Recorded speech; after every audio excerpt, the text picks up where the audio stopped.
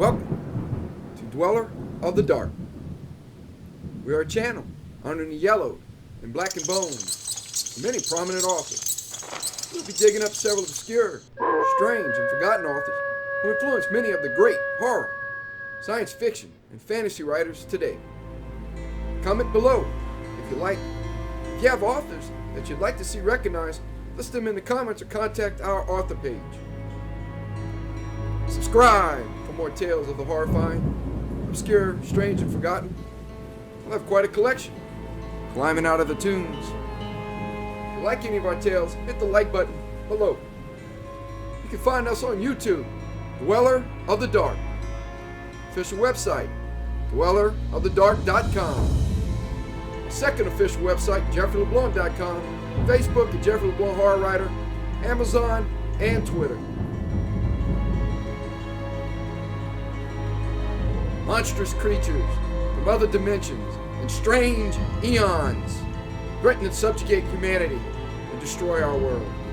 A scientist battles with temperature to prolong his immortality. Sea monsters from hellish nightmares stalk seaside communities. These are just some of the works of legendary horror master H.P. Lovecraft. Tonight, we read one of his favorite stories, The Color Out of Space. The Color Out of Space is a science fiction horror short story by H.P. Lovecraft written in March 1927. It first appeared in the September 1927 edition of Hugo Gernsback's science fiction magazine, Amazing Stories. The Color Out of Space became one of Lovecraft's most popular works and remained his personal favorite from all of his short stories. It was adapted into feature films in 1965, 1987, 2010, and recently in 2019. An unnamed narrator attempts to solve the mystery of an area known by the locals as the Blasted Heath. The place is located in the remote wild hills west of Lovecraft's fictional town of Arkham. The narrator discovers that a meteorite crashed there many years before. The arrival of the meteor causes several peculiar events leading up to great tragedies. It's interesting to note that Lovecraft worked on The Color Out of Space immediately after his short novel, The Case of Charles Dexter Ward. This Lovecraft novel is an incredible read. We will enjoy narrating that thrilling H.P. Lovecraft vampire tale in a future episode. What's the mystery? Arkham's Blasted Heath. Can our narrator solve the puzzle and bring back some color to the community? The Color Out of Space by H.P. Lovecraft.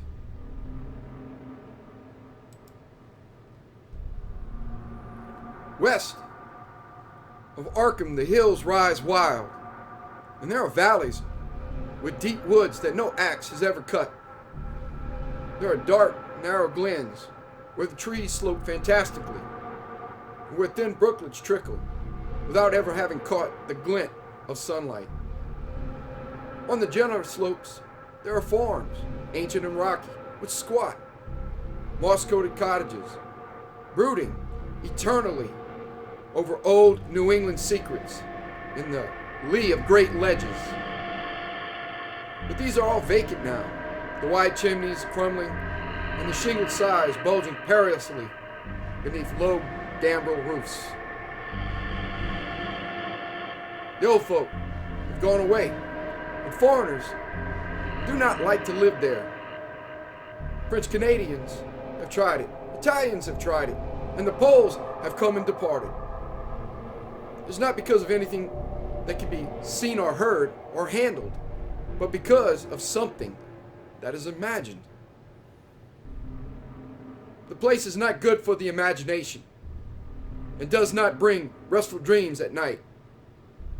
It must be this which keeps the foreigners away, for old Ami Pierce has never told them of anything he recalls from the strange days. Ami, whose head had been a little queer for years, is the only one who still remains, or whoever talks of the strange days. And he dares to do this because his house is so near the open fields and the traveled roads around Arkham. There was once a road over the hills and through the valleys that ran straight where the blasted heath is now. But people ceased to use it, and a new road was laid, curving far toward the south. Traces of the old one can still be found amidst the weeds of a returning wilderness, and some of them will doubtless linger, even when half the hollows are flooded for the new reservoir. Then, the dark woods will be cut down, and the blasted heath will slumber far below blue waters, whose surface will mirror the sky and ripple in the sun. And the secrets of the strange days will be one with the deep's secrets, one with the hidden lore of old ocean and all the mystery of primal earth.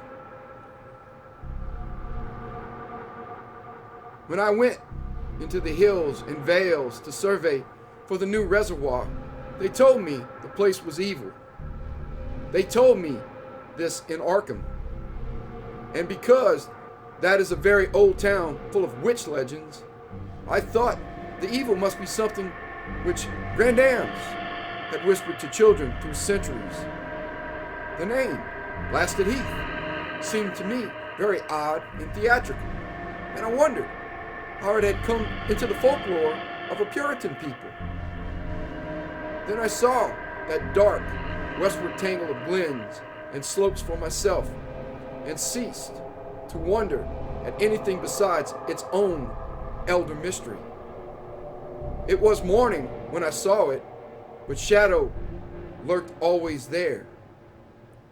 The trees grew too quickly, and their trunks were too big for any healthy New England wood. There was too much silence in the dim alleys between them, and the floor was too soft with the dank moss and mattings of infinite years of decay. In the open spaces, mostly along the line of the old road, there were little hillside farms, sometimes with all the buildings standing, sometimes with only one or two, and sometimes with only a lone chimney or fast-filling cellar. Weeds and briars reigned, and furtive wild things rustled in the undergrowth. Upon everything was a haze of restlessness and oppression, a touch of the unreal and the grotesque, as if some vital element of perspective or chiaroscuro were awry. I did not wonder that the foreigners would not stay, for this was no region to sleep in. It was too much like a landscape of Salvador Rosa, too much like some forbidden woodcut in a tale of terror. But even all this was not so bad as the blasted heath. I knew it the moment I came upon it at the bottom of a spacious valley, for no other name could fit such a thing, or any other thing fit such a name. It was as if the poet had coined the phrase from having seen this one particular region. It must, I thought as I viewed it, be the outcome of a fire.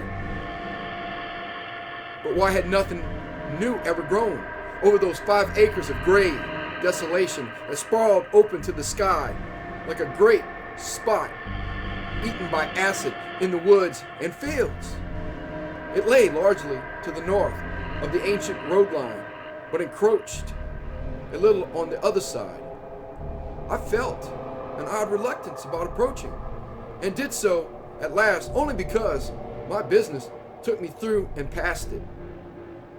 There was no vegetation of any kind on that broad expanse, but only a fine gray dust or ash which no wind seemed ever to blow about.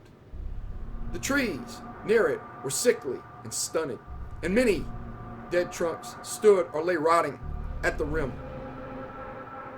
As I walked hurriedly by, I saw the tumbled bricks and stones of an old chimney and cellar on my right, and the yawning black maw of an abandoned well whose stagnant vapors played strange tricks with the hues of the sunlight.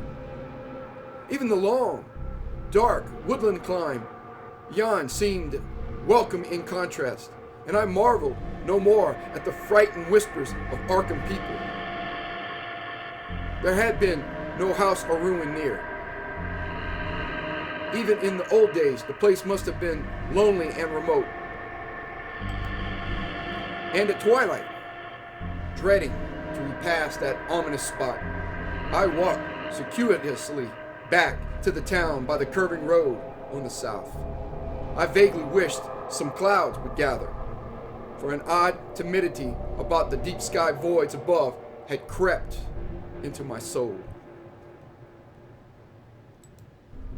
In the evening, I asked old people in Arkham about the blasted heath and what was meant by that phrase, strange days, which so many evasively muttered.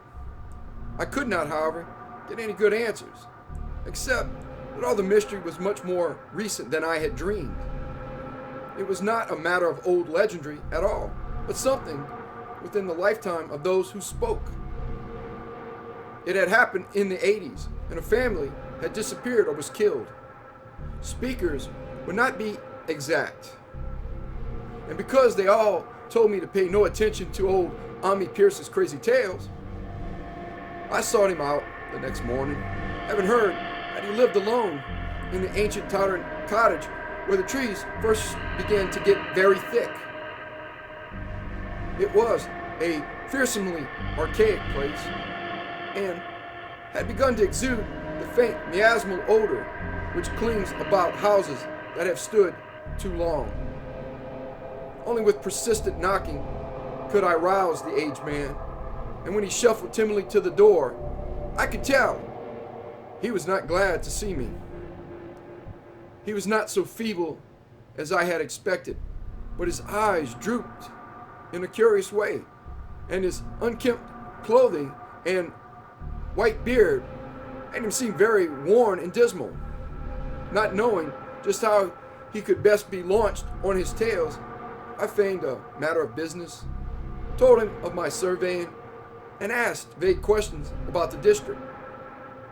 He was far brighter and more educated than I had been led to think, and before I knew it, had grasped quite as much of the subject as any man I had talked with in Arkham. He was not like the other rustics I had known in the sections where reservoirs were to be. From him, there were no protests at the miles of old wood and farmland to be blotted out, though perhaps there would have been had not his home lain outside the bounds of the future lake.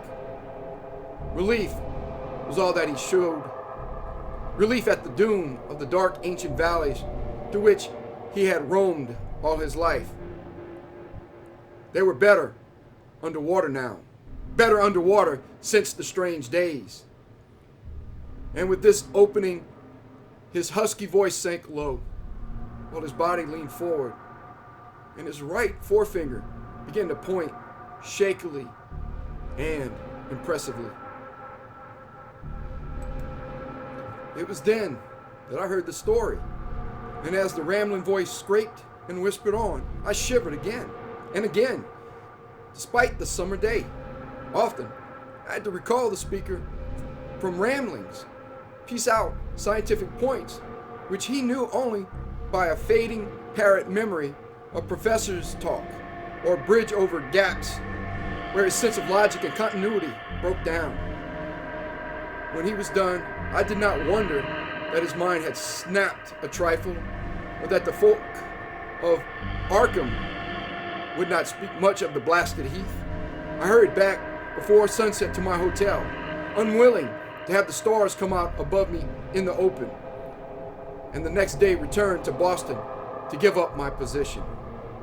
I could not go into that dim chaos of old forest and slope again, or face another time that gray blasted heath where the black well yawned deep beside the tumbled bricks and stones. The reservoir will soon be built now, and all those elder secrets will be safe forever under watery fathoms. But even then, I do not believe I would like to visit that country by night, at least. Not when the sinister stars are out, and nothing could bribe me to drink the new water of Arkham. It all began, old Ami said, with the meteorite. Before that time, there had been no wild legends at all since the witch trials, and even then, these western woods were not feared half so much as a small island in the Miskatonic, where the devil held court beside a curious stone altar older than the Indians. These were not haunted woods, and their fantastic dusk was never terrible till the strange days. Then there had come that white noontide cloud, that string of explosions in the air, and that pillar of smoke from the valley far in the wood. And by night, all Arkham had heard of the great rock that fell out of the sky and bedded itself in the ground beside the well at the Nahum Gardner place. That was the house which had stood where the blasted heath was to come, the trim white Nahum Gardner house amidst its fertile gardens and orchids. Nahum had come to town to tell people about the stone and had dropped in at Ami Pierce's on the way. Ami was 40 then, and all the queer things were mixed very strongly in his mind. He and his wife had gone with the 3 professors from Miskatonic University who hastened out the next morning to see the weird visitor from unknown stellar space, and had wondered why Nahum had called it so large the day before. It had shrunk, Nahum said, as he pointed out the big brownish mound above the ripped earth and charred grass near the archaic well sweep in his front yard. But the wise men answered that stones do not shrink. Its heat lingered persistently, and Nahum declared it had glowed faintly in the night. The professors tried it with a geologist's hammer and found it was oddly soft. It was, in truth, so soft as to be almost plastic. And they gouged rather than chipped a specimen to take back to the college for testing. They took it in an old pail borrowed from Nahum's kitchen, for even the small piece refused to grow cool.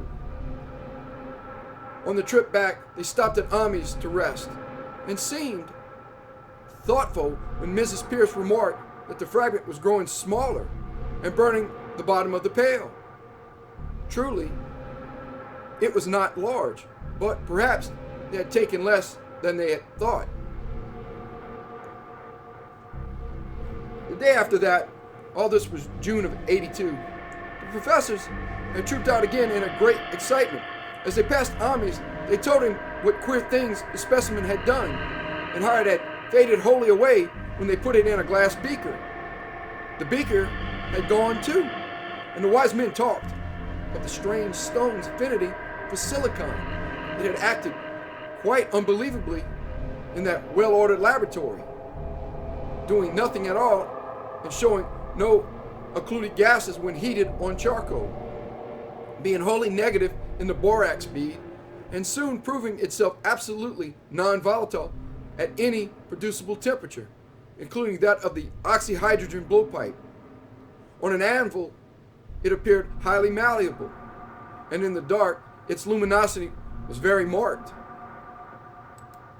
Stubbornly refusing to grow cool, it soon had the college in a state of real excitement, and when upon heating before the spectroscope, it displayed shining bands unlike any known colors of the normal spectrum. There was much breathless talk of new elements, bizarre optical properties, and other things which puzzled men of science are wont to say when faced by the unknown. Hot as it was, they tested it in a crucible with all the proper reagents. Water did nothing. Hydrochloric acid was the same, nitric acid, and even aqua regia merely hissed and spattered against its torrid invulnerability. Ami had difficulty in recalling all these things, but recognized some solvents as I mentioned them in the usual order of use. There were ammonia and caustic soda, alcohol and ether, nauseous carbon disulfide, and a dozen others. But although the weight grew steadily less as time passed and the fragment seemed to be slightly cooling, there was no change in the solvents to show that they had attacked the substance at all. It was a metal, though, beyond a doubt. It was magnetic, for one thing, and after its immersion in the acid solvents, there seemed to be faint traces of the Widmanstatin figures found on meteoric iron. When the cooling had grown very considerable, the testing was carried on in glass, and it was in a glass beaker that they left all the chips made of the original fragment during the work. The next morning, both chips and beaker were gone without a trace, and only a charred spot marked the place on the wooden shelf where they had been. All this the professors told Ami as they paused at his door, and once more he went with them to see the stony messenger from the stars, though this time his wife did not accompany him. It had now most certainly shrunk, and even the sober professors could not doubt the truth of what they saw. All around, the dwindling brown lump near the well was a vacant space, except where the earth had caved in, and whereas it had been a good 7 feet across the day before, it was now scarcely 5. It was still hot, and the sages studied its surface curiously as they detached another and larger piece with hammer and chisel. They gouged deeply this time, and as they pried away the smaller mass, they saw that the core of the thing was not quite homogeneous. They had uncovered what seemed to be the side of a large colored globule embedded in the substance. The color, which resembled some of the bands in the meteor's strange spectrum, was almost impossible to describe. And it was only by analogy that they called it color at all. Its texture was glossy, and upon tapping it, appeared to promise both brittleness and hollowness. One of the professors gave it a smart blow with a hammer, and it burst with a nervous little pop. Nothing was emitted, and all trace of the thing vanished with the puncturing. It left behind a hollow, spherical space about 3 inches across, and all thought it probable that others would be discovered as the enclosing substance wasted away. Conjecture was vain, so after a futile attempt to find additional globules by drilling, the seekers left again with their new specimen, which proved, however, as baffling in the laboratory as its predecessor had been.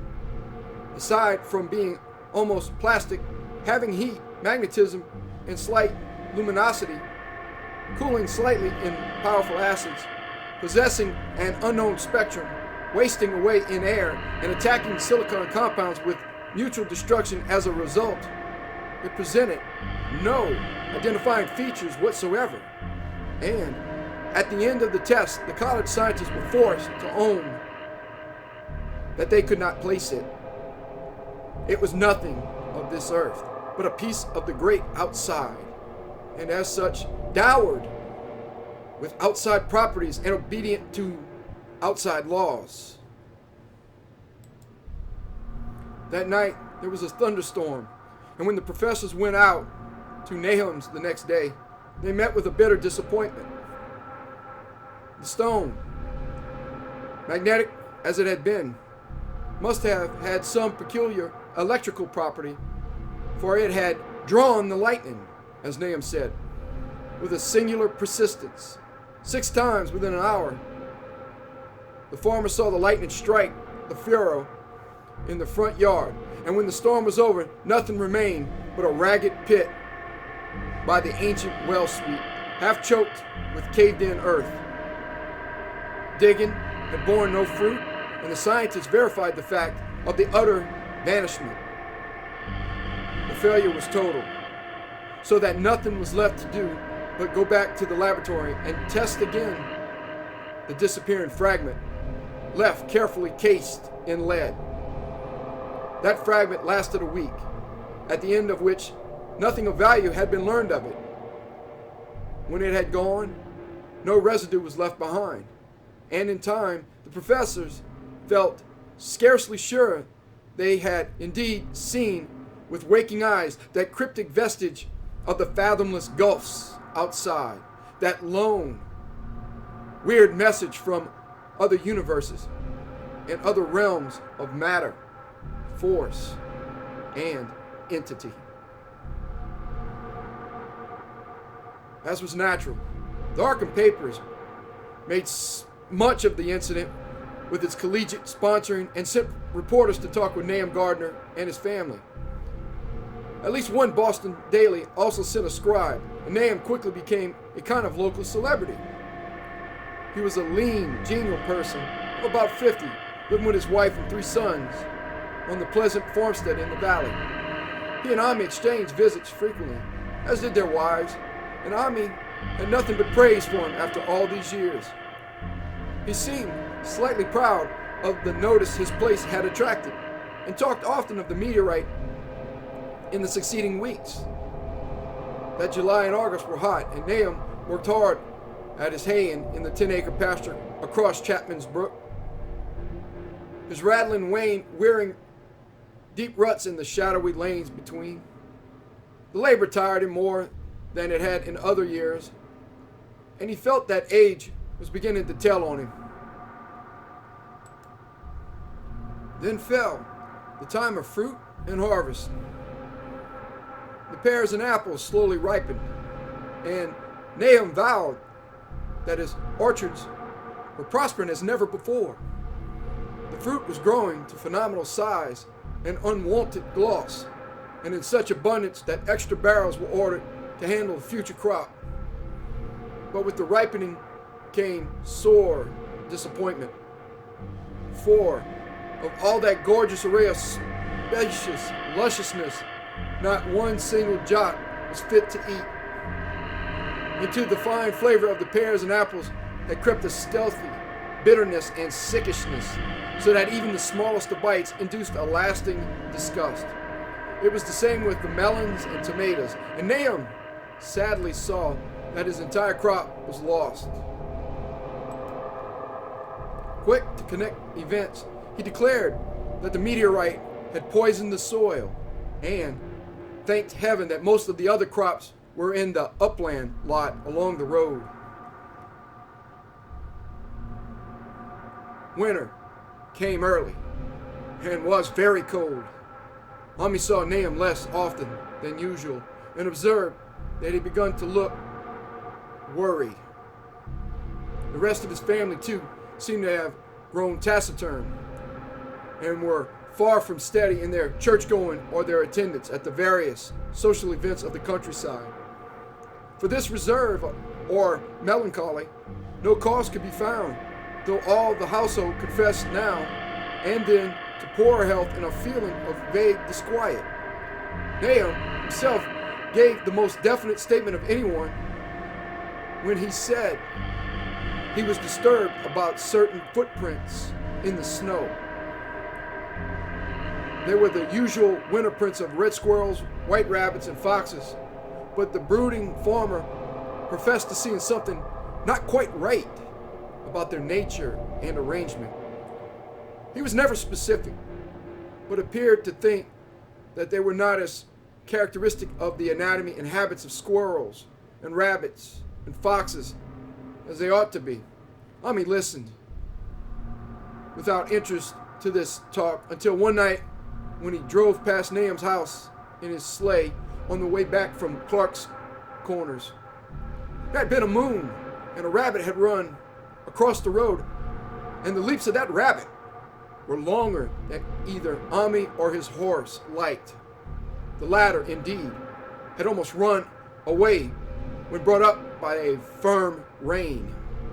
Thereafter Ami gave Nahum's tales more respect, and wondered why, The Gardner dogs seemed so cowed and quivering every morning. They had, it developed, nearly lost the spirit to bark. In February, the McGregor boys from Meadow Hill were out shooting woodchucks, and not far from the Gardner place bagged a very peculiar specimen. The proportions of its body seemed slightly altered in a queer way, impossible to describe, while its face had taken on an expression which no one ever saw in a woodchuck before. The boys were genuinely frightened and threw the thing away at once, so that only their grotesque tales of it ever reached the people of the countryside. But the shine of the horses near Nahum's house had now become an acknowledged thing, and all the basis for a cycle of whispered legend was fast taking form. People vowed that the snow melted faster around Nahum's than it did anywhere else. And early in March, there was an odd discussion in Potter's General Store at Clark's Corner. Stephen Rice had driven past Gardner's in the morning and had noticed the skunk cabbages coming up through the mud by the woods across the road. Never were things of such size seen before, and they held strange colors that could not be put into any words. The shapes were monstrous, and the horse had snorted at an odor which struck Stephen as wholly unprecedented. That afternoon, several persons drove past to see the abnormal growth, and all agreed that the plants of that kind ought never to sprout in a healthy world. The bad fruit of the fall before was freely mentioned, and it went from mouth to mouth that there was poison in Nahum's ground. Of course, it was the meteorite. And remembering how strange the men from the college had found the stone to be, several farmers spoke about the matter to them. One day they paid Nahum a visit, but having no love of wild tales and folklore, were very conservative in what they inferred. The plants were certainly odd, but all skunk cabbages are more or less odd in shape and odor and hue. Perhaps some mineral element from the stone had entered the soil, but it would soon be washed away. And as for the footprints and frightened horses, of course, this was mere country talk, which such a phenomenon as the aerolite would be certain to start. There was really nothing for serious men to do in cases of wild gossip, for superstitious rustics will say and believe anything. And so, all through the strange days, the professor stayed away in contempt. Only one of them, when given 2 vials of dust for analysis in a police job over a year and a half later, recalled that the queer color of that skunk cabbage had been very like one of the anomalous bands of light shown by the meteor fragment in the college spectroscope, and like the brittle globule found embedded in the stone from the abyss. Samples in this analysis case gave the same odd bands at first, though later they lost the property. The trees budded prematurely around Nahum's, and at night they swayed ominously in the wind. Nahum's second son, Thaddeus, a lad of 15, swore that they swayed also when there was no wind. But even the gossips would not credit this. Certainly, however, restlessness was in the air. The entire Gardner family developed the habit of stealthily listening, though not for any sound which they could consciously name. The listening was, indeed, rather a product of moments when consciousness seemed have to slip away. Unfortunately, such moments increased week by week, till it became common speech that something was wrong with all Nahum's folks. When the early saxifrage came out, it had another strange color. Not quite like that of the skunk cabbage, but plainly related and equally unknown to anyone who saw it. Nahum took some blossoms to Arkham and showed them to the editor of the Gazette. But that dignitary did more than write a humorous article about them, in which the dark fears of rustics were held up to polite ridicule. It was a mistake of Nahum's to tell a stolid city man about the way the great overgrown mourning cloak butterflies behaved in connection with these saxifrages. April brought a kind of madness to the country folk, and began that disuse of the road past Nahum's, which led to its ultimate abandonment. It was the vegetation. All the orchid trees blossomed forth in strange colors, and through the stony soil of the yard and adjacent pasturage, there sprang up a bizarre growth, which only a botanist could connect with the proper flora of the region.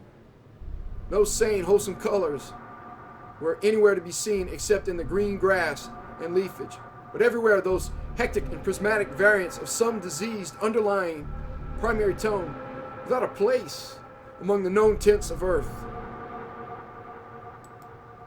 The Dutchman's breeches became a thing of sinister menace, and the blood roots grew insolent in their chromatic perversion. Ami and the gardeners thought that most of the colors had a sort of haunting familiarity, and decided that they reminded one of the brittle globule in the meteor. Nahum plowed and sowed the 10-acre pasture in the upland lot, but did nothing with the land around the house. He knew it would be of no use, and hoped that the summer's strange growths would draw all the poison from the soil. He was prepared for almost anything now, and had grown used to the sense of something near him waiting to be heard. The shunning of his house by neighbors told on him, of course, but it told on his wife more. The boys were better off being at school each day, but they could not help being frightened by the gossip. Thaddeus, an especially sensitive youth, suffered the most. In May, the insects came, and Nahum's place became a nightmare of buzzing and crawling. Most of the creatures seemed not quite usual in their aspects and motions, and their nocturnal habits contradicted all former experience. The gardeners took to watching at night, watching in all directions at random for something. They could not tell what. It was then that they all owned that Thaddeus had been right about the trees. Mrs. Gardner was the next to see it from the window as she watched the swollen boughs of a maple against a moonlit sky. The boughs surely moved, and there was no wind. It must be the sap. Strangeness had come into everything growing now. Yet, it was none of Nahum's family at all who made the next discovery. Familiarity had dulled them, and what they could not see was glimpsed by a timid windmill salesman from Bolton who drove by one night in ignorance of the country legends.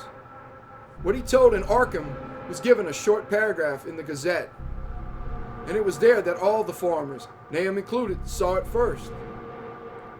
The night had been dark and the buggy lamps faint, but around a farm in the valley, which everyone knew from the account must be Nahum's, the darkness had been less thick.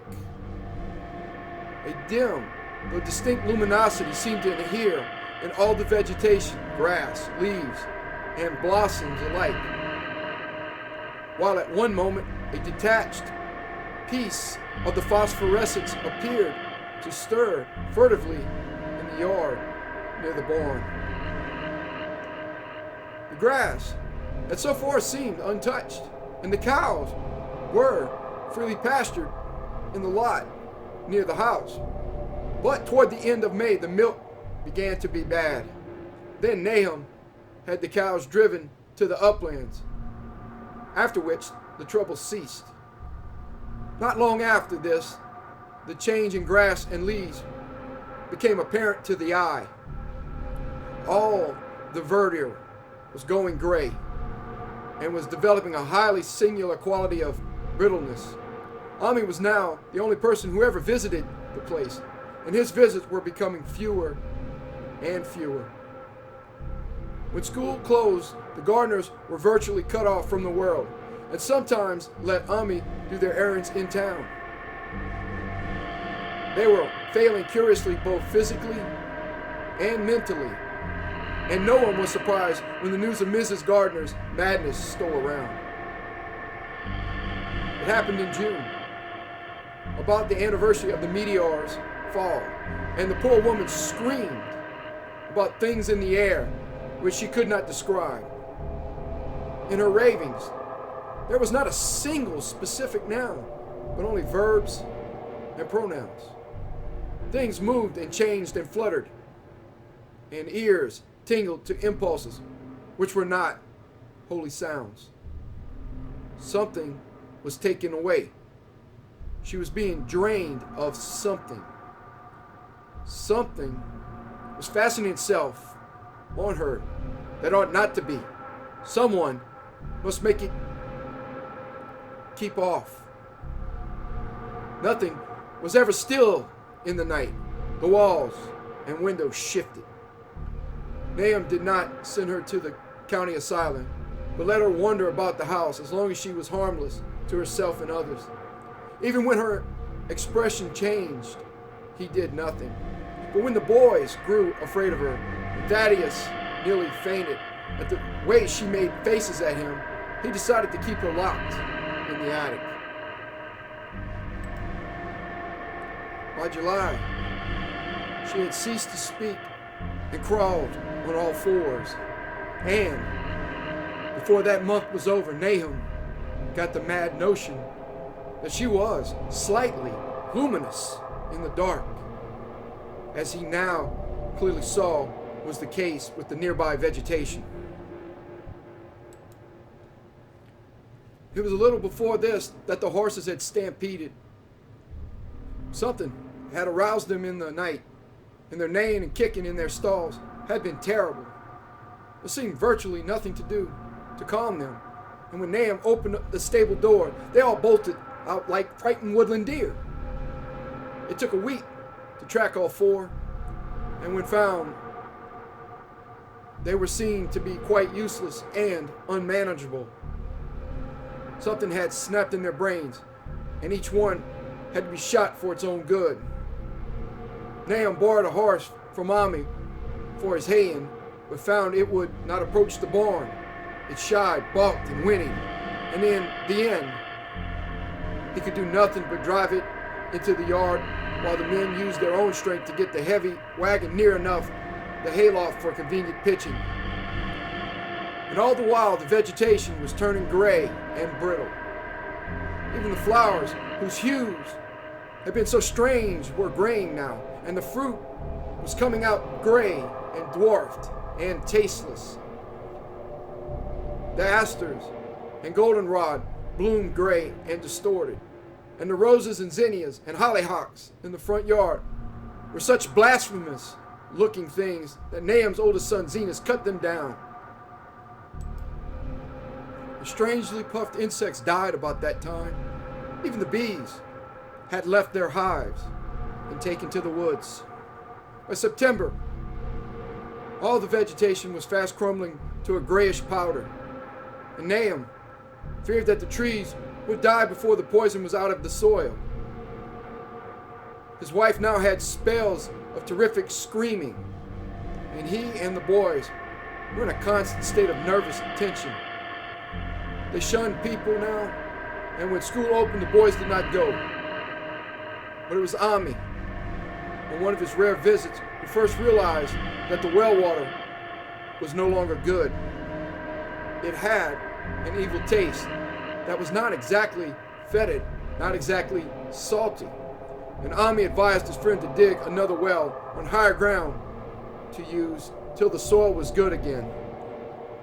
Nahum, however, ignored the warning, for he had by that time become callous to strange and unpleasant things. He and the boys continued to use the tainted supply, drinking it as listlessly and mechanically as they ate their meager and ill-cooked meals, and did their thankless and monotonous chores through the aimless days. There was something of stolid resignation about them all, as if they walked half in another world, between lines of nameless guards to a certain and familiar doom. Thaddeus went mad in September after a visit to the well. He had gone with a pail and had come back empty-handed, shrieking and waving his arms, and sometimes lapsing into an inane titter or whisper about the moving colors down there. 2 in one family was pretty bad, but Nahum was very brave about it. He let the boy run about for a week until he began stumbling and hurting himself. And then he shut him in an attic room across the hall from his mother's. The way they screamed at each other from behind their locked doors was very terrible, especially to little Merwin, who fancied they talked in some terrible language that was not of earth. Merwin was getting frightfully imaginative, and his restlessness was worse after the shutting away of the brother who had been his greatest playmate. Almost at the same time the mortality among the livestock commenced. Poultry turned grayish and died very quickly, their meat being found dry and noisome upon cutting. Hogs grew inordinately fat and suddenly began to undergo loathsome changes which no one could explain. Their meat was, of course, useless, and Nahum was at his wit's end. No rural veterinary would approach his place, and the city veterinary from Arkham was openly baffled. The swine began growing gray and brittle and falling to pieces before they died, and their eyes and muzzles developed singular alterations. It was very inexplicable, for they had never been fed from the tainted vegetation. Then something struck the cows. Certain areas, or sometimes the whole body, would be uncannily shriveled or compressed, and atrocious collapses or disintegrations were common. In the last stages, and death was always the result, there would be a graying and turning brittle like that which beset the hogs. There could be no question of poison, for all the cases occurred in a locked and undisturbed barn. No bites of prowling things could have brought the virus, for what live beast of earth can pass through solid obstacles? It must be only natural disease. Yet, what disease could wreak such results was beyond any mind's guessing. When the harvest came, there was not an animal surviving on the place, for the stock and poultry were dead, and the dogs had run away. These dogs, 3 in number, had all vanished one night and were never heard of again. The 5 cats had left some time before, but their going was scarcely noticed, since there now seemed to be no mice, and only Miss Gardner had made pets of the graceful felines. On the 19th of October, Nahum staggered into Ami's house with hideous news.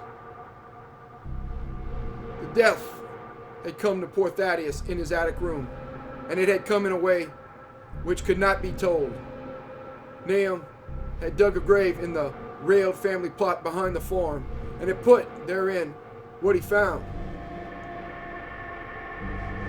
There could have been nothing from outside, for the small barred window and locked door were intact. But it was much as it had been in the barn. Ami and his wife consoled the stricken man as best they could, but shuddered as they did so. Stark terror seemed to cling round the gardeners and all they touched, and the very presence of one in the house was a breath from regions unnamed and unnameable. Ami accompanied Nahum home with the greatest reluctance, and did what he might to calm the hysterical sobbing of little Merwin. Zenas needed no calming. He had come of late to do nothing but stare into space and obey what his father told him. And Ami thought his fate was very merciful. Now and then, Merwin's screams were answered faintly from the attic, and in response to an inquiring look, Nahum said that his wife was getting very feeble. When night approached, Ami managed to get away, for not even friendship could make him stay in that spot when the faint glow of vegetation began, and the trees may or may not have swayed without wind. It was really lucky for Ami that he was not more imaginative. Even as things were, his mind was bent ever so slightly.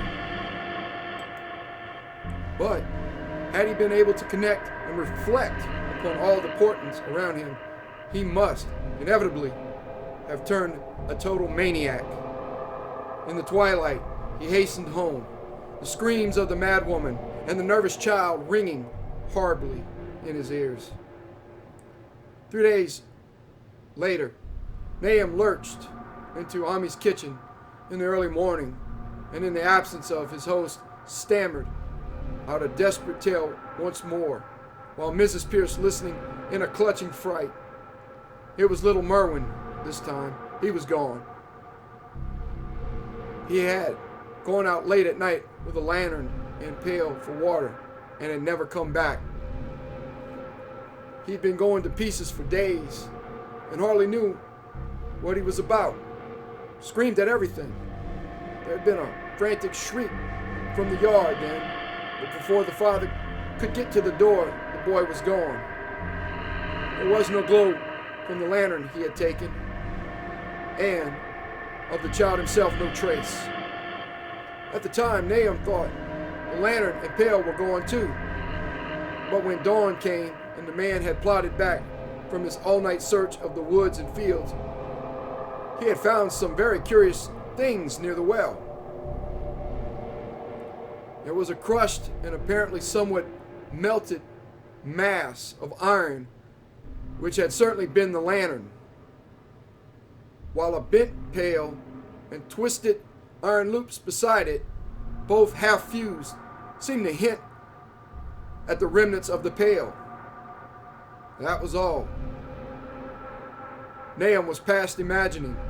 Mrs. Pierce was blank, and Ami, when he had reached home and heard the tale, could give no guess. Merwin was gone, and there would be no use in telling the people around, who shunned all gardeners now. No use either in telling the city people of Arkham, who laughed at everything. Thad was gone, and now Merwin was gone. Something was creeping and waiting to be seen and felt and heard. Nahum would go soon, and he wanted Ami to look after his wife and Zenas if they survived him. It must all be a judgment of some sort, though he could not fancy what for, since he had always walked uprightly in the Lord's ways, so far as he knew.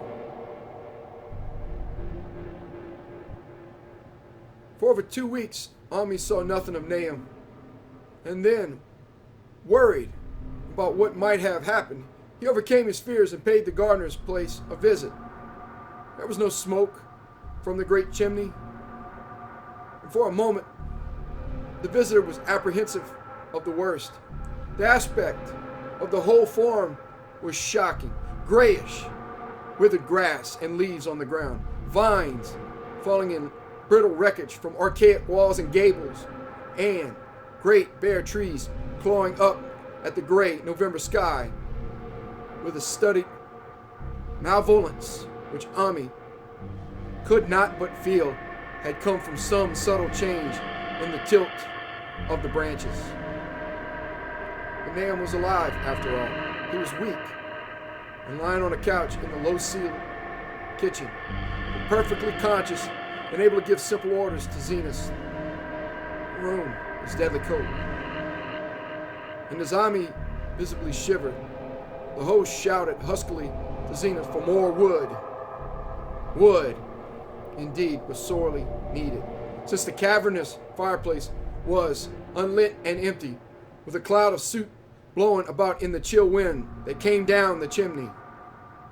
Presently, Nahum asked him if the extra wood had made him any more comfortable, and then Ami saw what had happened. The stoutest cord had broken at last, and the hapless farmer's mind was proof against more sorrow. Questioning tactfully, Ami could get no clear data at all about the missing zenith. In the well, he lives in the well, was all that the clouded father would say. Then there flashed across the visitor's mind a sudden thought of the mad wife, and he changed his line of inquiry. Nabi, why, here she is, was the surprised response of poor Nahum. And Ami soon saw that he must search for himself, leaving the harmless babbler on the couch. He took the keys from their nail beside the door and climbed the creaking stairs to the attic. It was very close and noisome up there, and no sound could be heard from any direction. Of the 4 doors in sight, only one was locked, and on this he tried various keys on the ring he had taken. The 3rd key proved the right one, and after some fumbling, Ami threw open the low white door. It was quite dark inside, for the window was small and half obscured by the crude wooden bars, and Ami could see nothing at all on the wide plank floor. The stench was beyond enduring, and before proceeding further, he had to retreat to another room and return with lungs filled with breathable air. When he did enter, he saw something dark in the corner, and upon seeing it more clearly, he screamed outright. While he screamed, he thought a momentary cloud eclipsed the window, and a second later he felt himself brushed as if by some hateful current of vapor. Strange colors danced before his eyes, and had not a present horror numbed him, he would have thought of the globule in the meteor that the geologist's hammer had shattered, and of the morbid vegetation that had sprouted in the spring. As it was, he thought only of the blasphemous monstrosity which confronted him, and which all too clearly had shared the nameless fate of young Thaddeus and the livestock. But the terrible thing about this horror was that it very slowly and perceptibly moved as it continued to crumble. Ami would give me no added particulars to this scene, but the shape in the corner does not reappear in his tale as a moving object. There are things which cannot be mentioned, and what is done in common humanity is sometimes cruelly judged by the law. I gathered that no moving thing was left in that attic room, and that to leave anything capable of motion, there would have been a deed so monstrous, and to damn any accountable being to eternal torment. Anyone but a stolid farmer would have fainted or gone mad, but Ami walked conscious through that low doorway and locked the accursed secret behind him. There would be Nahum to deal with now. He must be fed and tended and removed to some place where he could be cared for. Commencing his descent of the dark stairs, Ami heard a thud below him. He even thought a scream had been suddenly choked off, and recalled nervously the clammy vapor which had brushed by him in that frightful room above. What presence had his cry and interest started up? Halted by some vague fear, he heard still further sounds below. indubitably there was a sort of heavy dragging and a most detestably sticky noise as of some fiendish and unclean species of suction.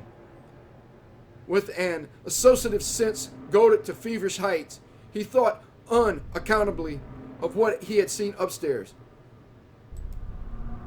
Good God! What eldritch dream world was this into which he had blundered?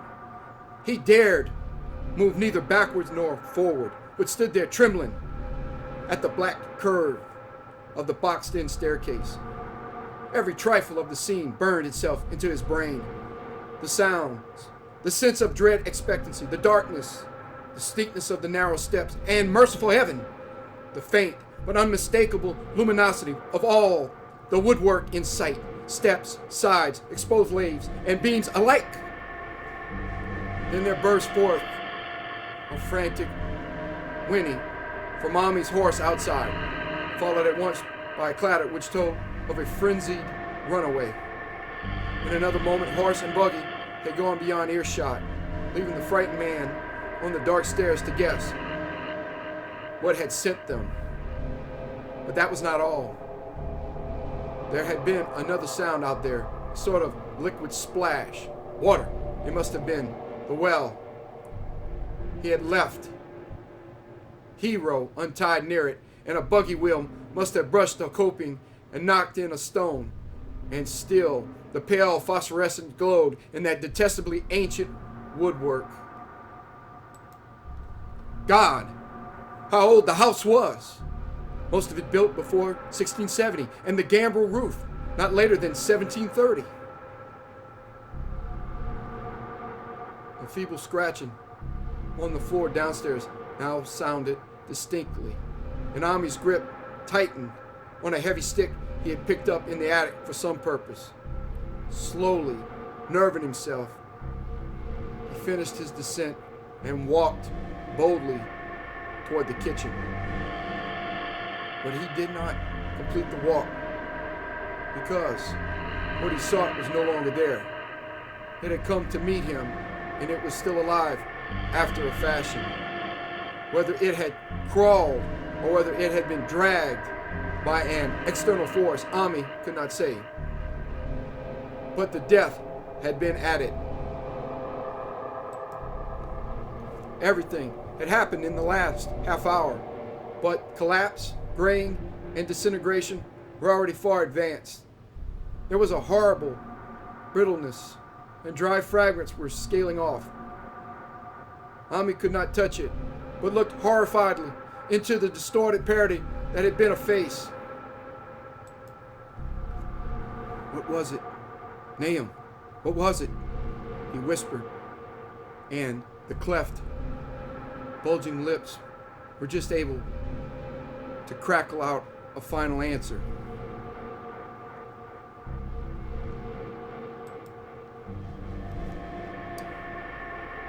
Nothing. Nothing. The color. It burns.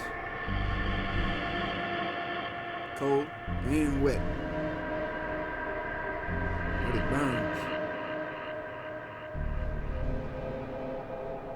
It lived in the well. I've seen it. Kind of smoke. Just like the flowers last spring. The well shone at night. Thad and Murney and Zenas, everything alive, sucking the life out of everything in that stone.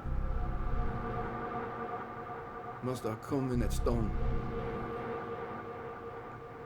poison the whole place. Don't know what it wants.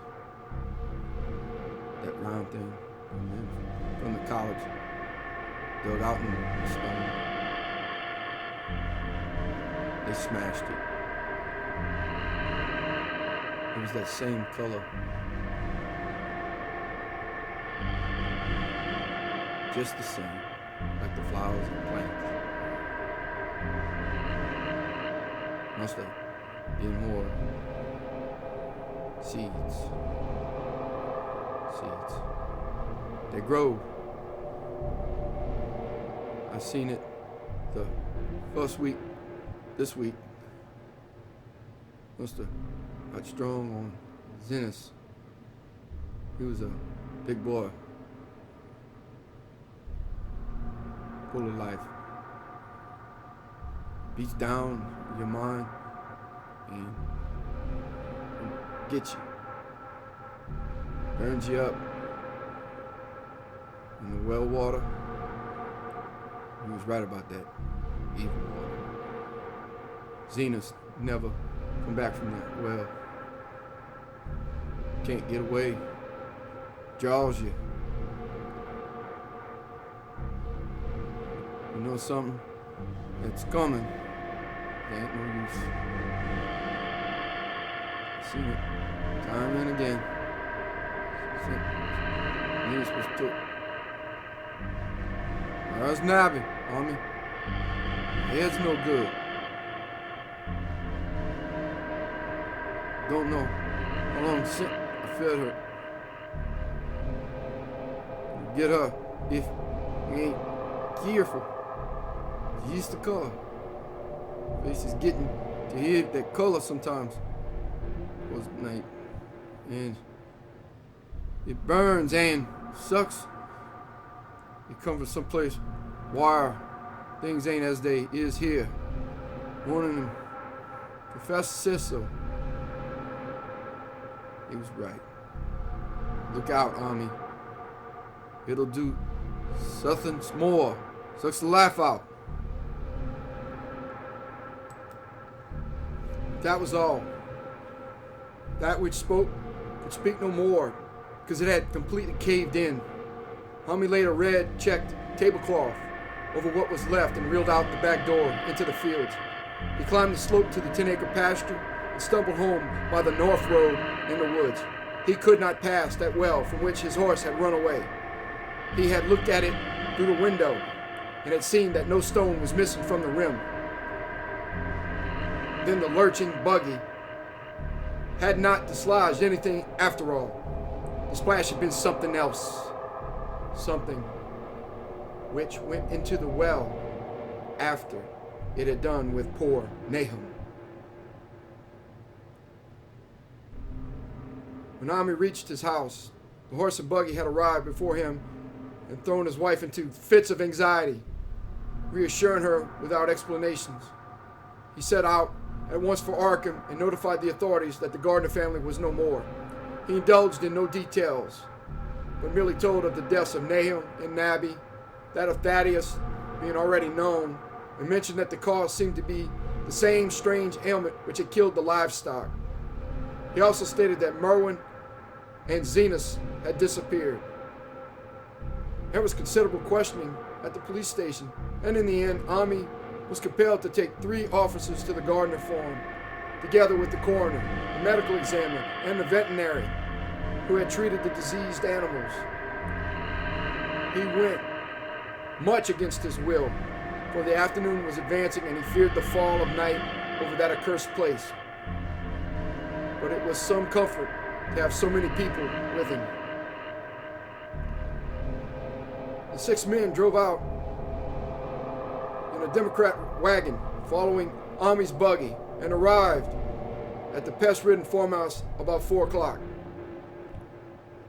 Used, as the officers were, to gruesome experiences, not one remained unmoved at what was found in the attic and under the red check tablecloth on the floor below. The whole aspect of the farm, with its gray desolation, was terrible enough, but those 2 crumbling objects were beyond all bounds. No one could look long at them, and even the medical examiner admitted that there was very little to examine. Specimens could be analyzed, of course, so he busied himself in obtaining them, and here it develops that a very puzzling aftermath occurred at the college laboratory, where the 2 vials of dust were finally taken. Under the spectroscope, both samples gave off an unknown spectrum, in which many of the baffling bands were precisely like those which the strange meteor had yielded in the previous year. The property of emitting the spectrum vanished in a month. The dust thereafter consisted mainly of alkaline phosphates and carbonates. Ami would not have told the man about the well if he had thought they meant to do anything then and there. It was getting towards sunset, and he was anxious to be away. But he could not help glancing nervously at the stony curb by the great sweep. And when a detective questioned him, he admitted that Nahum had feared something down there, so much so that he had never even thought of searching it for Merwin or Zenas. After that, nothing would do, but that they empty and explore the well immediately. So Ami had to wait, trembling, while pail after pail of rank water was hauled up and splashed on the soaking ground outside. The men sniffed in disgust at the fluid, and toward the last held their noses against the fetter they were uncovering. It was not so long a job as they had feared it would be, since the water was phenomenally low. There's no need to speak too exactly of what they found.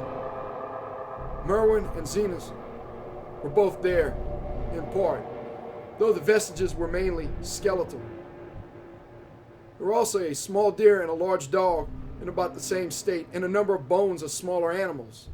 The ooze and slime at the bottom seemed inexplicably porous and bubbling, and a man who descended on handholds with a long pole found that he could sink the wooden shaft to any depth in the mud of the floor without meeting any solid obstruction.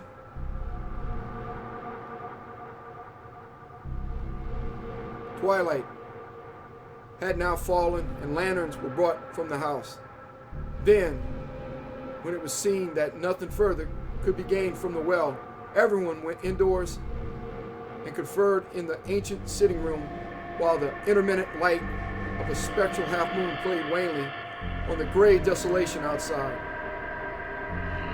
The men were frankly nonplussed by the entire case and could find no convincing common element to link the strange vegetable conditions, the unknown disease of livestock and humans, and the unaccountable deaths of Merwin and Zenas in the tainted well. They had heard the common country talk, it is true, but could not believe that anything contrary to natural law had occurred. No doubt the meteor had poisoned the soil, but the illness of persons and animals who had eaten nothing grown in that soil was another matter. Was it the well water? Very possibly. Might be a good idea to analyze it. But what peculiar madness could have made both boys jump into the well? Their deeds were so similar, and the fragments showed that they had both suffered from the gray, brittle death. Why was everything so gray and brittle? It was the coroner, seated near a window overlooking the yard, who first noticed the glow about the well. Night had fully set in, and all the abhorrent grounds seemed faintly luminous with more than the fitful moonbeams, but this new glow was something definite and distinct, and appeared to shoot up from the black pit like a softened ray from a searchlight, giving dull reflections in the little ground pools where the water had been emptied. It had a very queer color, and as all the men clustered around the window, Ami gave a violent start, for this strange beam of ghastly miasma was to him of no unfamiliar hue. He had seen that color before, and feared to think what it might mean. He had seen it in the nasty, brittle globule in that aerolite 2 summers ago, had seen it in the crazy vegetation of the springtime, had thought he had seen it for an instant that very morning against the small barred window of that terrible attic room where nameless things had happened. It had flashed there a second, and a clammy and hateful current of vapor had brushed past him, and then poor Nahum had been taken by something of that color. He had said so at the last. Said it was the globule and the plants. After that had come the runaway in the yard and the splash in the well. And now that well was belching forth to the night a pale, insidious beam of the same demoniac tint.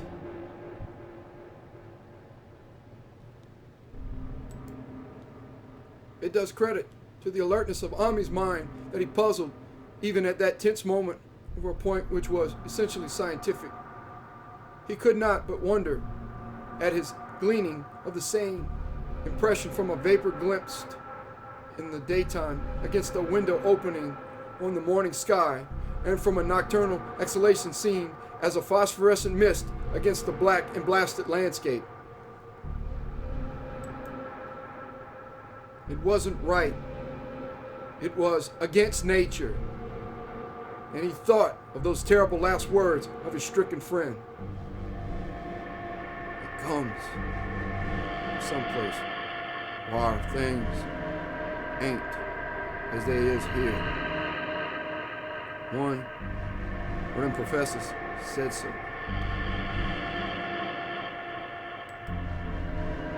All three horses outside, tied to a pair of shriveled saplings by the road, now neighing and pawing frantically.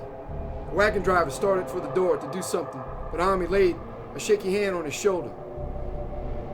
Don't go out, Doc, he whispered. More to this norm when we know.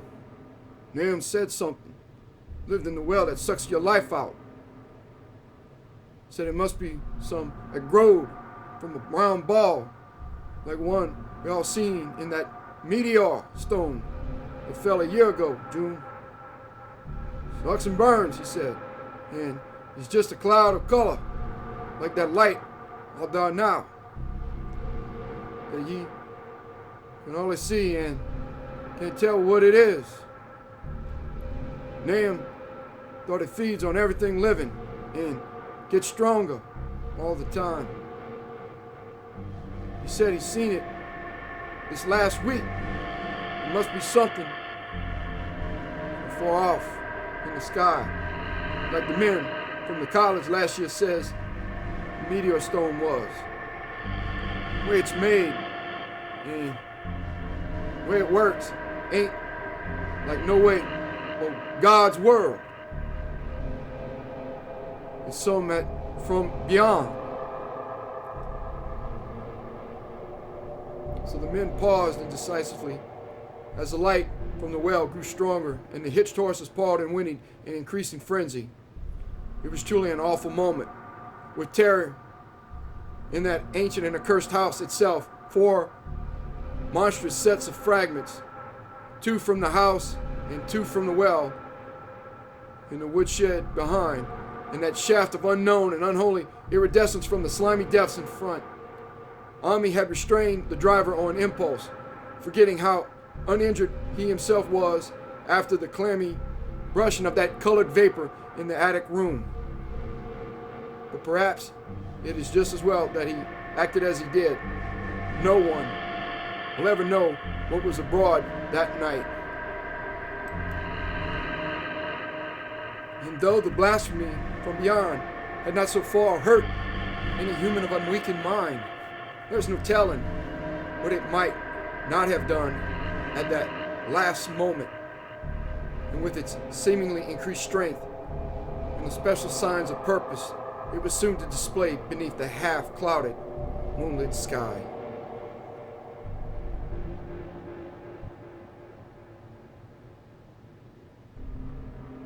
All at once, one of the detectives at the windows gave a short, sharp gasp. The others looked at him, and then quickly followed his own gaze upward to the point at which its idle strain had been suddenly arrested. There was no need for words. What had been disputed in country gossip was disputable no longer, and it is because of the thing which every man of that party agreed in, whispering later on that the strange days are never talked about in Arkham. It is necessary to premise that there was no wind at that hour of the evening. One did arise not long afterward, but there was absolutely none then. Even the dry tips of the lingering hedge mustard, gray and blighted, and the fringe on the roof of the standing Democrat wagon were unsteered. And yet, amid that tense, guileless calm, the high-bared boughs of all the trees in the yard were moving. They were twitching, morbidly and spasmodically, clawing in convulsive and epileptic madness at the moonlit clouds, scratching impotently in the noxious air as if jerked by some alien and bodiless line of linkage with subterranean horrors writhing and struggling below the black roots. Not a man breathed for several seconds. Then a cloud of darker depth passed over the moon, and the silhouette of clutching branches faded out momentarily. At this there was a general cry, muffled with awe, but husky and almost identical from every throat.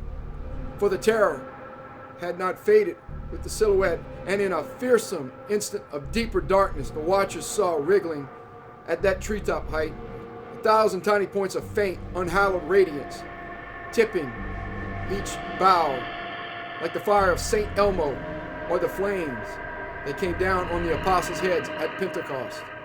It was a monstrous constellation of unnatural light, like a glutted swarm of corpse-fed fireflies dancing hellish sarabands over an accursed marsh, and its color was that same nameless intrusion which Ami had come to recognize and dread. All the while, the shaft of phosphorescence from the well was getting brighter and brighter, bringing to the minds of the huddled men a sense of doom and abnormality which far outraced any image their conscious minds could form. It was no longer shining out, it was pouring out. And as the shapeless stream of unplaceable color left the well, it seemed to flow directly into the sky.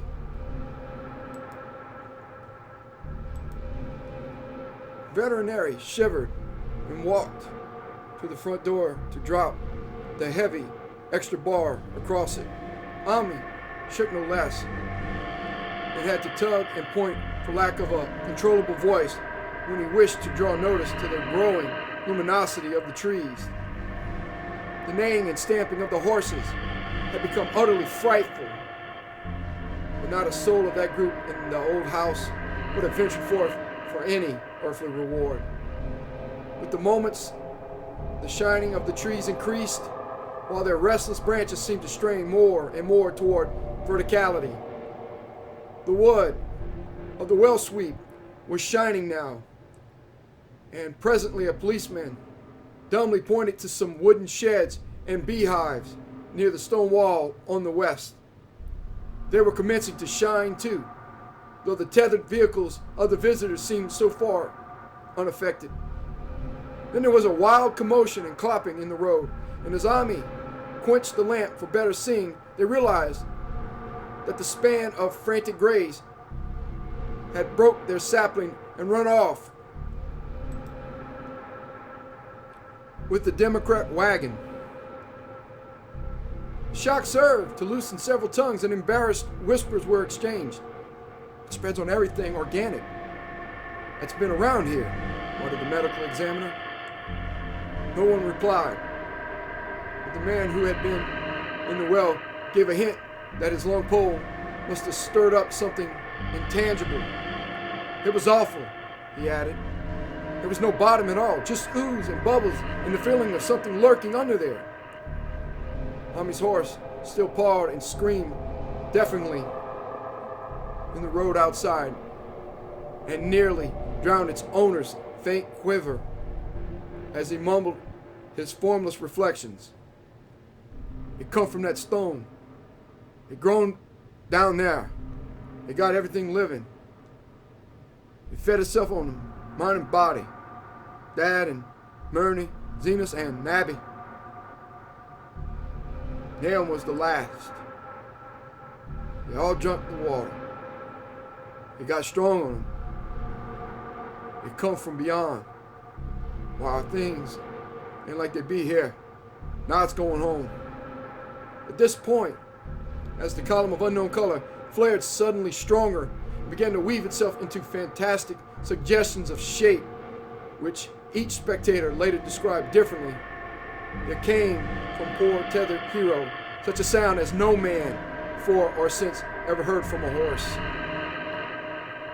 Every person in that low-pitched sitting room stopped his ears, and Ami turned away from the window in horror and nausea. Words could not convey it. When Ami looked out again, the hapless beast lay huddled, inert, on the moonlit ground between the splintered shafts of the buggy. That was the last of Hero till they buried him next day. But the present was no time to mourn, for almost at this instant, a detective silently called attention to something terrible in the very room with them. In the absence of the lamplight, it was clear that a faint phosphorescence had begun to pervade the entire apartment. It glowed on the broad plank floor and the fragment of rag carpet and shimmered over the sashes of the small pane windows.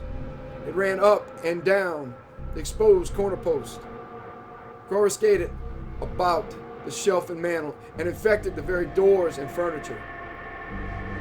Each minute saw it strengthen, and at last it was very plain that healthy, living things must leave that house. Ami showed him the back door and the path up through the fields to the 10-acre pasture. They walked and stumbled as if in a dream, and did not dare look back till they were far away on the high ground. They were glad of the path, for they could not have gone the front way by that well. It was bad enough passing the glowing barn and shed and those shining orchard trees with their gnarled, fiendish contours, but thank heaven the branches did their worst twisting high up. The moon went under some very black clouds as they crossed the rustic bridge over Chapman's Brook, and it was blind groping from there to the open meadows. When they looked back toward the valley and the distant Gardner place at the bottom, they saw a fearsome sight. All the farm was shining with the hideous unknown blend of color, trees, buildings, and even such grass and herbage as had not been wholly changed to lethal gray brittleness. The boughs were all straining skyward, tipped with tongues of foul flame, and lambent tricklings of the same monstrous fire were creeping about the ridgepoles of the house, barn, and sheds. It was a scene from a vision of Fuseli, and over all the rest reigned that riot of luminous amorphousness, that alien and undimensioned rainbow of cryptic poison from the well, seething, feeling, lapping, reaching, scintillating, straining, and malignly bubbling in its cosmic and unrecognizable chromaticism. Then, without warning, the hideous thing shot vertically up toward the sky like a rocket or meteor, leaving behind no trail and disappearing through a round and curiously regular hole in the clouds before any man could gasp or cry out. No watcher can ever forget that sight, and Ami stared blankly at the stars of Cygnus, Deneb, twinkling above the others, where the unknown color had melted into the Milky Way. But his gaze was the next moment called swiftly to earth by the crackling in the valley. It was just that, only a wooden ripping and crackling, and not an explosion, as so many others of the party vowed. Yet, the outcome was the same, for in one feverish, kaleidoscopic instant, there burst up from that doomed and accursed form a gleamingly eruptive cataclysm of unnatural sparks and substance, blurring the glance of the few who saw it, and sending forth to the zenith a bombarding cloudburst of such colored and fantastic fragments as our universe must needs disown. Through quickly reclosing vapors, they followed the great morbidity that had vanished, and in another second, they had vanished too. Behind and below was only a darkness to which the men dared not return, and all about was a mounting wind which seemed to sweep down in black, frozen gust from interstellar space. It shrieked and howled and lashed the fields and distorted woods in a mad cosmic frenzy, till soon the trembling party realized it would be no use waiting for the moon to show what was left down there at Nahum's.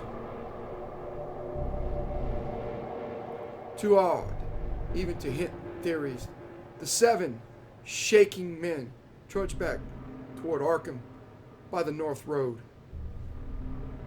Ami was worse than his fellows and begged them to see him inside his own kitchen instead of keeping straight on to town. He did not wish to cross the nighted, wind-whipped woods alone to his home on the main road, for he had an added shock that the others were spared and was crushed forever with a brooding fear he dared not even mention for many years to come. As the rest of the watchers on that tempestuous hill had stolidly set their faces toward the road, Ami had looked back an instant at the shadowed valley of desolation so lately sheltering his ill-starred friend. And from that stricken, faraway spot, he had seen something feebly rise, only to sink down again upon the place from which the great shapeless horror had shot into the sky. It was just a color, but not any color of our earth or heavens. And because Ami recognized that color and knew that this last faint remnant must still lurk down there in the well, he has never been quite right since. Ami would never go near the place again.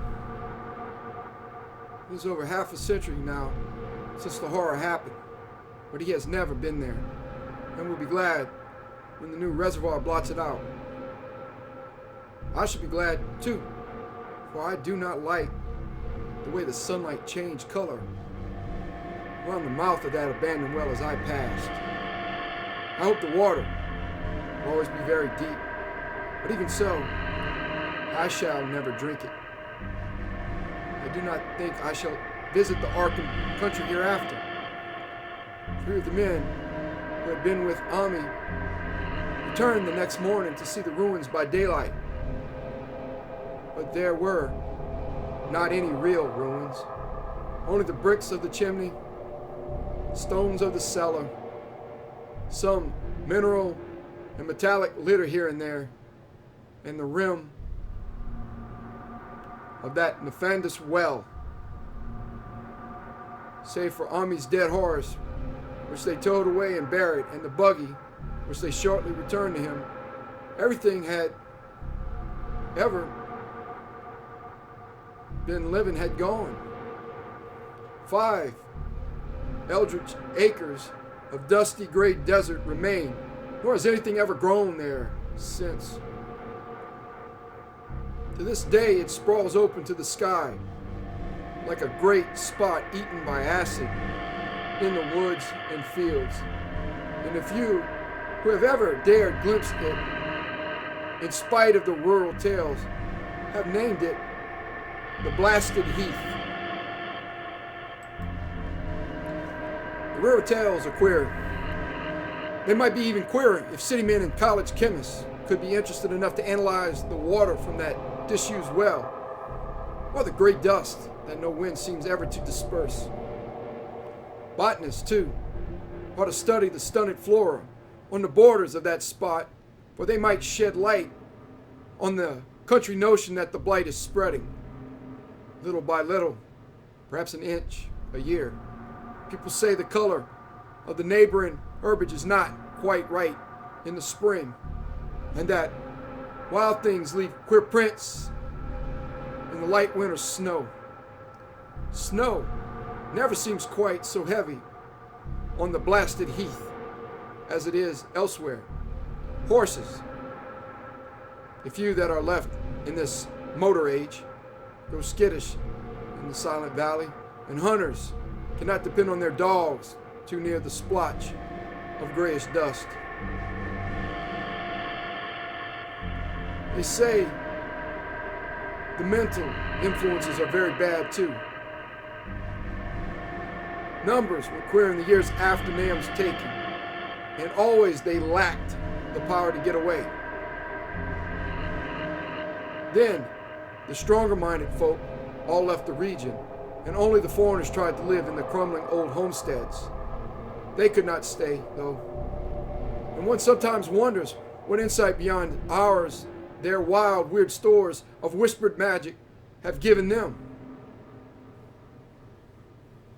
Their dreams at night, they protest, are very horrible in that grotesque country, and surely the very look of the dark realm is enough to stir a morbid fancy.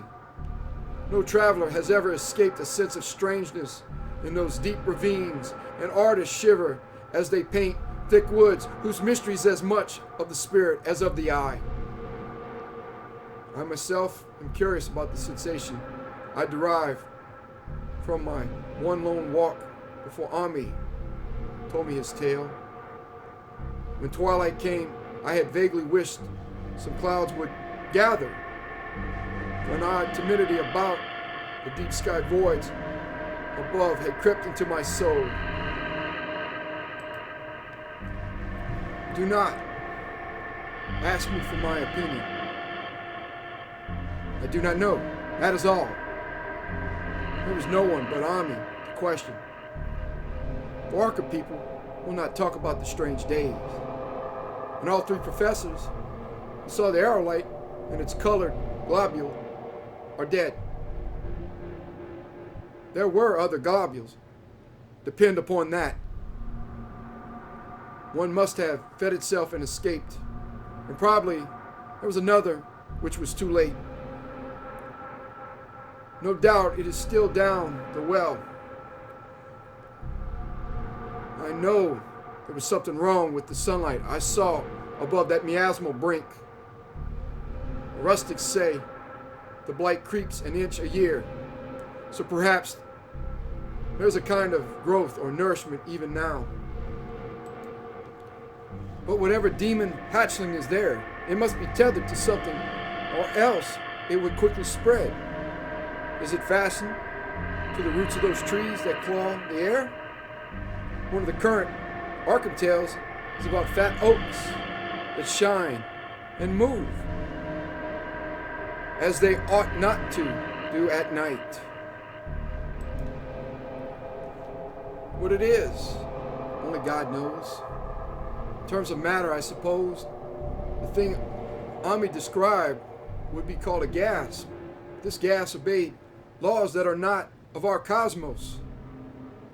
This was no fruit of such worlds and suns as shine on the telescopes and photographic plates of our observatories. This was no breath from the skies, whose motions and dimensions our astronomers measure or deem too vast to measure. It was just a color out of space, a frightful messenger from unformed realms of infinity beyond all nature as we know it, from realms whose mere existence stuns the brain and numbs us with the black, extracosmic gulfs it throws open before our frenzied eyes. I doubt very much if Ami consciously lied to me, and I do not think his tale was all a freak of madness as the townfolk had forewarned. Something terrible came to the hills and valleys on that meteor, and something terrible, though I know not in what proportion, still remains. I shall be glad to see the water come. Meanwhile, I hope nothing will happen to Ami. He saw so much of the thing, and its influence was so insidious. Why has he never been able to move away? How clearly he recalled those dying words of Nahum's. Can't get away. Draws you. You know something coming. It ain't no use. Ami's such a good old man. When the Reservoir gang gets to work, I must write the chief engineer to keep a sharp watch on him. I would hate to think of him as the gray, twisted, brittle monstrosity which persists more and more in troubling my sleep.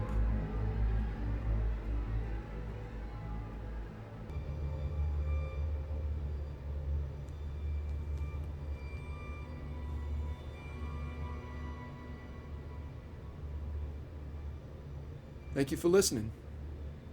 Have a good night.